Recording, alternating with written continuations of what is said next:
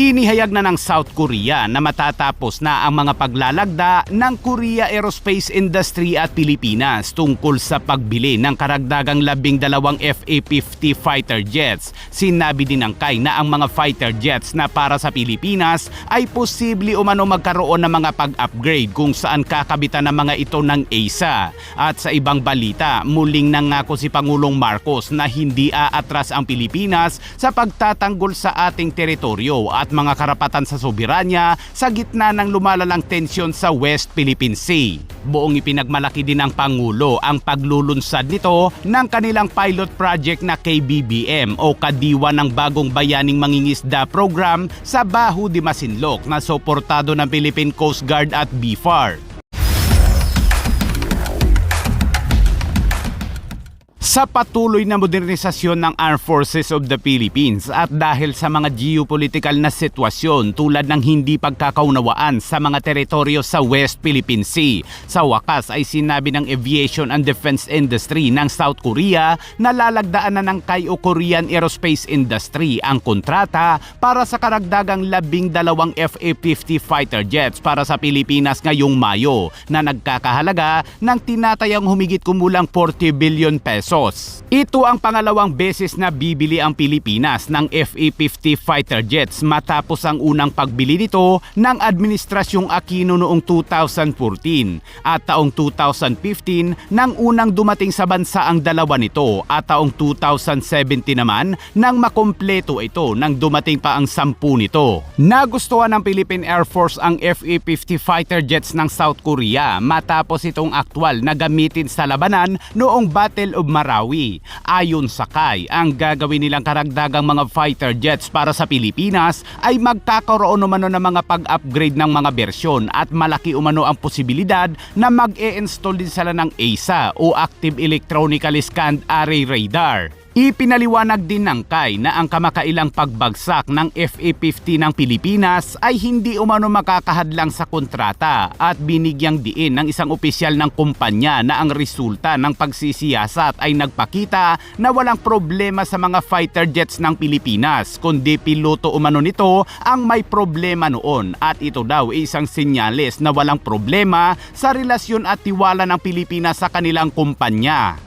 At sa ibang balita, nangako noong Biyernes si Pangulong Marcos na hindi umano aatras ang Pilipinas sa pagtatanggol sa ating teritoryo at mga karapatan sa soberanya sa gitna ng lumalalang tensyon sa West Philippine Sea kung saan patuloy na iginigiit ng China ang malawakang pag-aangkin sa kabila ng international na desisyon noong 2016 na pabor sa Pilipinas. Sa isang maalab na talumpati sa meeting di abansi ng Alyansa para sa Bagong Pilipinas sa Mandaluyong City, binigyang diin ni Pangulong Marcos ang desisyon ng gobyerno na protektahan ang integridad ng teritoryo ng bansa anuman ang laki o gaano kalakas ang puwersang dayuhan.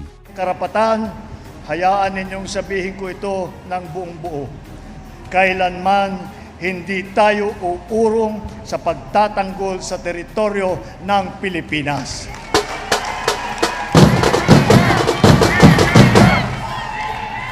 Bilang isang malayang bansa, dapat natin panindigan ang ating mga karapatan. Dahil ang ating maliwanag na ang Pilipino lamang ang dapat na makinabang sa teritoryo ng Pilipinas at yan po ay ipaglalaban po natin.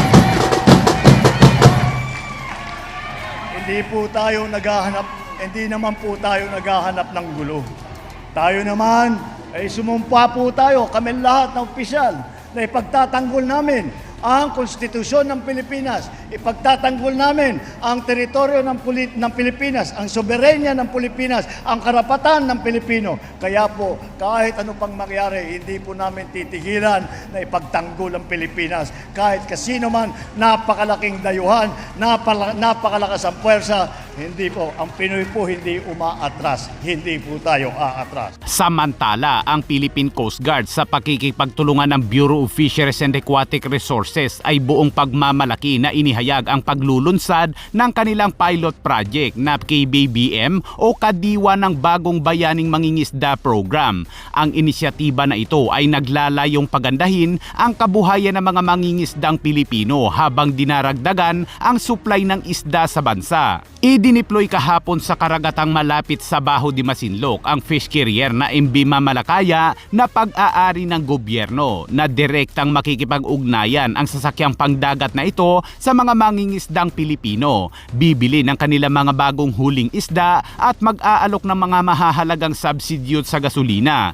Sinusuportahan ng inisyatibang ito ang pananaw ni Pangulong Marcos na palakasin ang ating supply ng isda habang isinusulong ang isang buong bansa na diskarte sa pagpapaunlad ng mga aktibidad sa dagat. Naglabas ng direktiba ang komandantang Philippine Coast Guard na si Admiral Ronnie Helgavan para matiyak ang matagumpay na programa kung saan nag-deploy ang Philippine Coast Guard ng BRP Gabriela Silang at isang sasakyang panghimpapawid ng Philippine Coast Guard upang magbigay ng suporta at pangangasiwa. At pagsapit ng alas 5 ng hapon ay matagumpay umanong nakabili ang fish carrier ng gobyerno na MV Mamalakaya ng kabuang 20 toniladang sariwang isda mula sa mga lokal na mangingisda na minarkahan ang isang magandang pagsisimula ng programa. Ang Philippine Coast Guard at Bureau of Fisheries and Aquatic Resources ay matatag umanong nakatayo sa likod ng pangako ni Pangulong Marcos sa pagtiyak ng food security at pagpapahusay ng kapakanan ng mga mangingisda sa West Philippine Sea.